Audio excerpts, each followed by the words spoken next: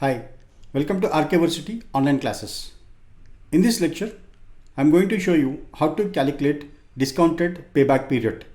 In my previous lecture, I explained how to calculate a simple payback period and discussed the advantages and the disadvantages of simple payback period.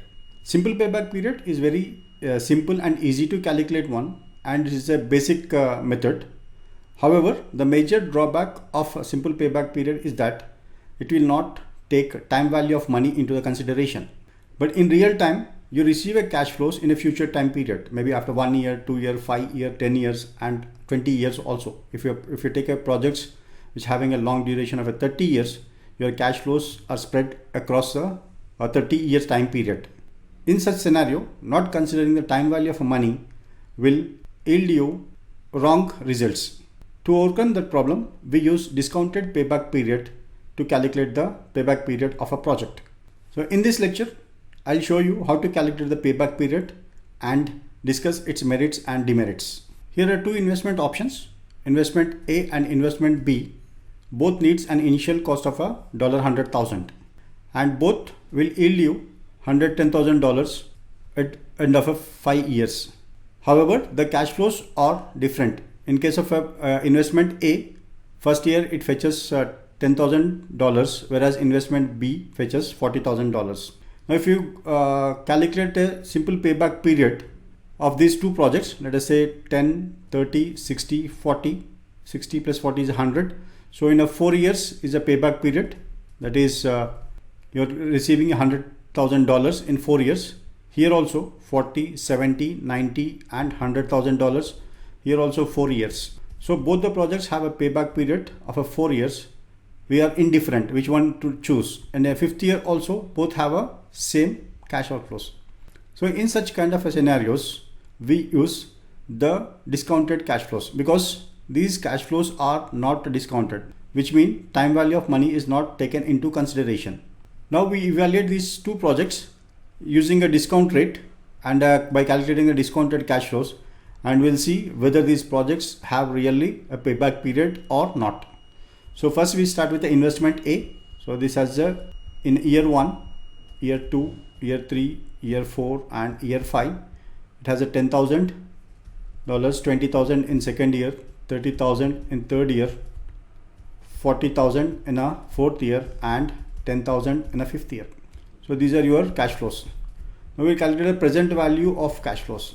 How is it you are going to get the present value of a cash flows is to calculate present value of a cash flows. This equals to cash flow upon 1 plus I to the power of n, where I is 10%, that is 0.10, and n is a year. So suppose in the first year your present value of cash flows will be 10,000 upon 1.1 raised to the power of 1. So this is 9,090, and in second year 20,000 upon 1.1 raised to the power of 2. The third year 30,000 upon 1.1 raised to the power of 3. Now fourth year 40,000 upon 1.1 raised to the power of 4. And in the fifth year 10,000 upon 1.1 raised to the power of 5. So your total cash flows are 9,091 plus 16,523 plus 22,539 plus 27,320 plus 6,209.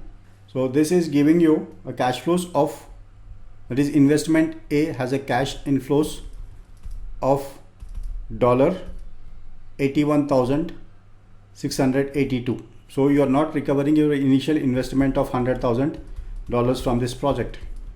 So there is no payback period for this project. That means in 5 years you are not able to recover your investment. This is in case of investment A. Now we look at investment B.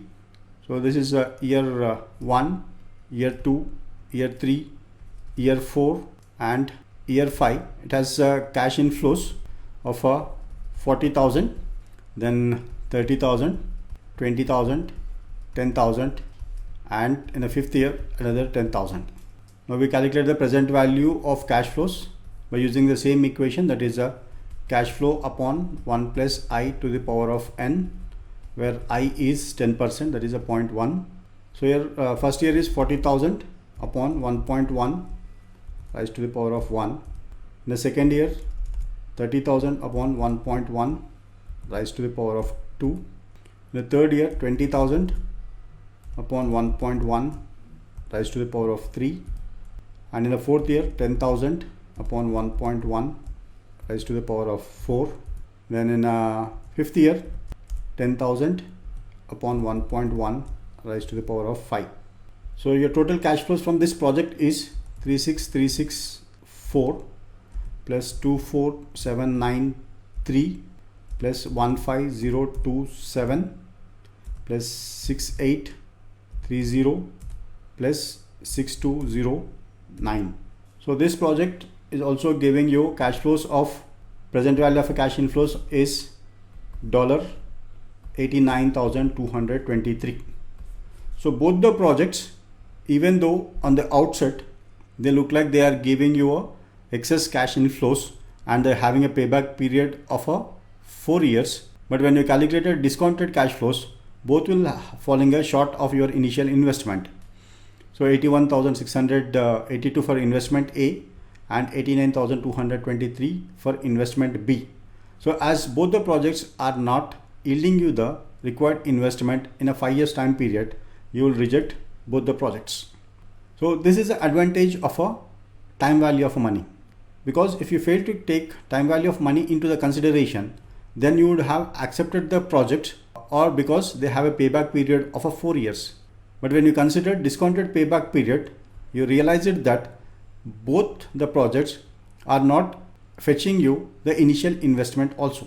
When compared with payback period and a discounted payback period gives you much helpful results. Thank you.